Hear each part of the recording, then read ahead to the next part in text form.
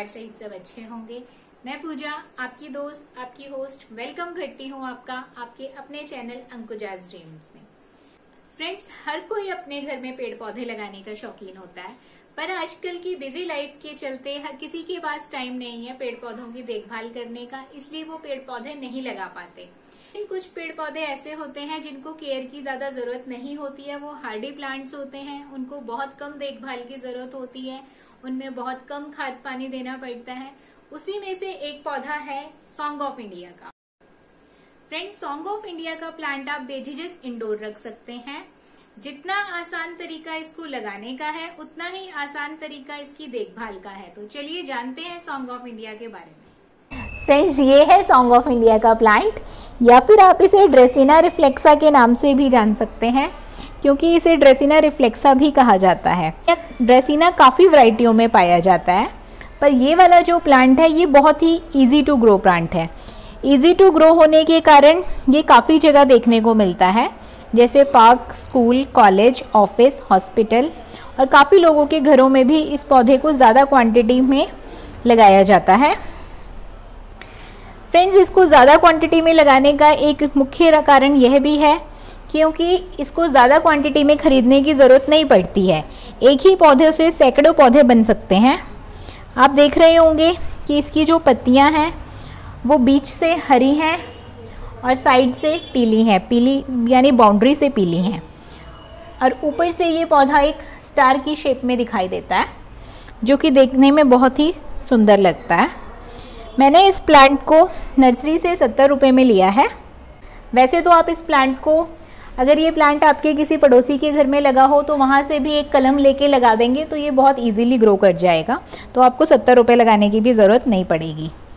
Friends, ये एक indoor और आउटडोर दोनों ही तरह से यूज़ हो सकता है, क्योंकि ये प्लांट इंडोर आउटडोर दोनों में ही बहुत ईजीली ग्रो कर सकता है। तो चलिए फ्रेंड्स, अब हम इस प्लांट को रिपोर्ट करते हैं। रिपोर्ट करने के लिए सॉइल मिक्सचर तैयार करते हैं।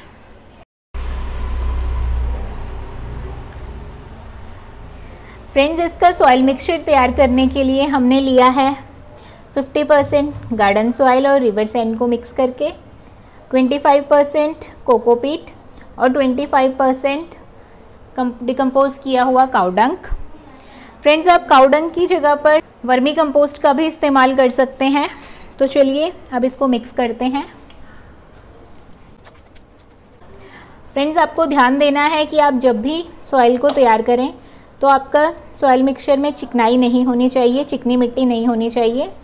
कुछ पौधों को वेल ड्रेन सॉइल पसंद होती है और कुछ पौधों को एसिडिक सॉइल पसंद होती है। इस चीज़ का आपको ध्यान रखना है। ज़्यादातर पौधों को वेल ड्रेन सॉइल ही पसंद होती है। जो हमारे फूलों वाले प्लांट्स होते हैं उनको एसिडिक सॉइल पसंद होती है, उसके लिए हमें मिट्टी को एसिडिक बनाना पड़ता है। लेकिन बाकी हमारे जो प्लांट्स होते हैं उनको वेल ड्रेन सॉइल ही पसंद होती है। ये हमने इसको मिक्स कर लिया है। तो चलिए अब हम इसको पॉट में भरते हैं। जैसा कि मैंने बताया, सॉन्ग ऑफ इंडिया का प्लांट एक इंडोर प्लांट भी है, तो मैं इसके लिए एक प्लास्टिक के गमले का इस्तेमाल कर रही हूँ, जिसकी ऊंचाई जो है 9.25 इंच है। आप इसके लिए 8 से 12 इंच तक का गमला ले सकते हैं, क्योंकि अभी हमारे इस प्लांट की हाइट ज़्यादा नहीं हुई है, तो मैं 9.5 इंच तक का गमला इस्तेमाल कर रही हूँ।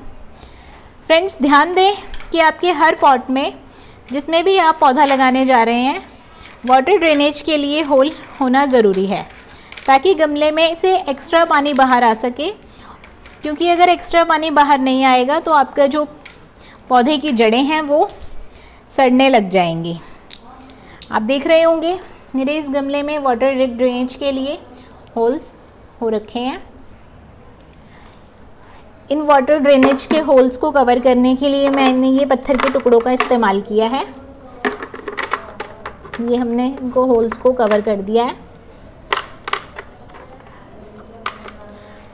अब हम इसमें मिट्टी भरेंगे। फ्रेंड्स, अगर आपके पास कोकोपीट नहीं हो तो कोकोपीट का इस्तेमाल कोई बहुत ज़्यादा ज़रूरी नहीं है। मैं अपने हर गमले में कोकोपीट का इस्तेमाल करती हूँ, क्योंकि गमले उठाने में आसानी हो जाती है सफाई के टाइम पर, क्योंकि कोकोपीट से गमला हल्का रहता है और ज़्यादा मिट्टी होने से गमला भारी हो जाता है। और कोकोपीट से जो हमारे छोटे छोटे घास निकल आती है गमलों में, कोकोपीट होने से वो घास भी नहीं निकलती, तो इसलिए मैं उसका कोकोपीट का ज़्यादा इस्तेमाल करती हूँ। अब हम इस पौधे को इस गमले में लगाने जा रहे हैं। फ्रेंड्स, आप देखेंगे तो इसकी मिट्टी जो है वो बहुत रेतीली है। ये देखिए, हल्का सा दबाने पर ही मिट्टी अपने आप खुल जा रही है। इसका मतलब है कि ये चिकनी मिट्टी में नहीं लगा है, रेतीली मिट्टी में लगा है। हम इसको डायरेक्ट लगा सकते हैं, हमें इसकी मिट्टी हटाने की ज़रूरत बिल्कुल नहीं है। फ्रेंड्स, अगर मैं इस पौधे की प्रोपोगेशन की बात करूं, जैसा कि मैंने पहले बताया कि हम इस एक पौधे से काफ़ी पौधे बना सकते हैं, तो आप इसकी टहनी को यहाँ से कट करके अगर यहाँ पे लगा देंगे नीचे मिट्टी में, तो ये ग्रो कर जाएगी और 15 से 20 दिन में अपनी जड़ें बना लेगी। इस पौधे में आप देख रहे होंगे कि ये बेबी प्लांट्स निकल रहे हैं।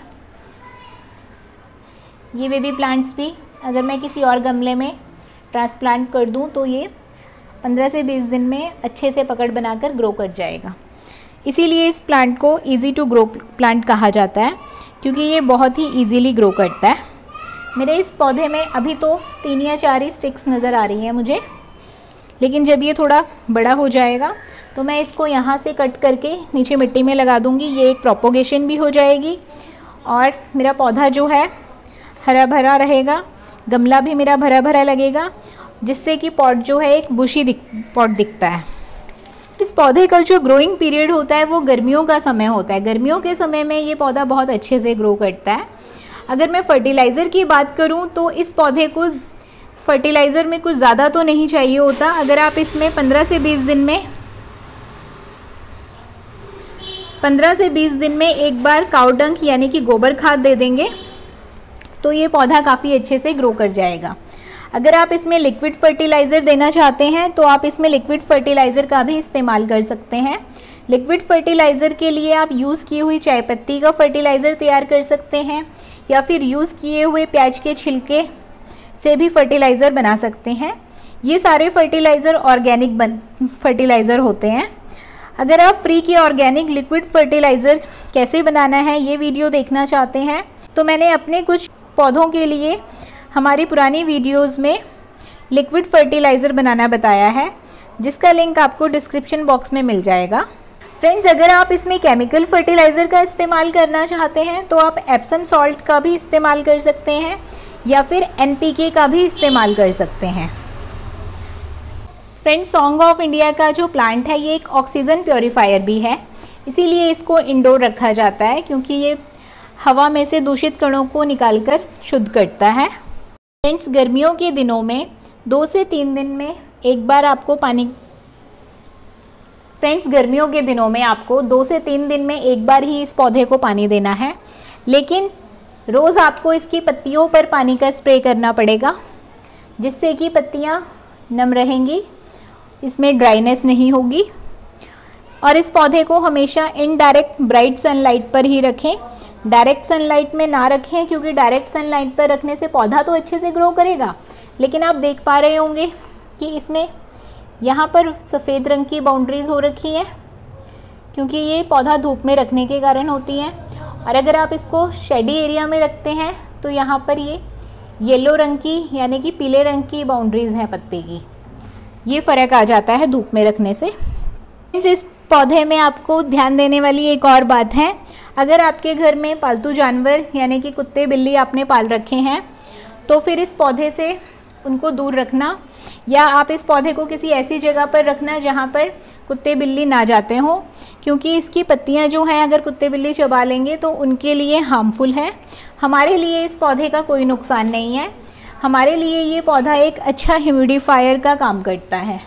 आशा करती हूँ आपको इस प्लांट के बारे में पूरी जानकारी मिल गई होगी और आपको ये जानकर बेहद खुशी होगी कि ये प्लांट बहुत अच्छे से इजीली बहुत आसानी से ग्रो करता है, इसको ज्यादा देखभाल की जरूरत नहीं होती है।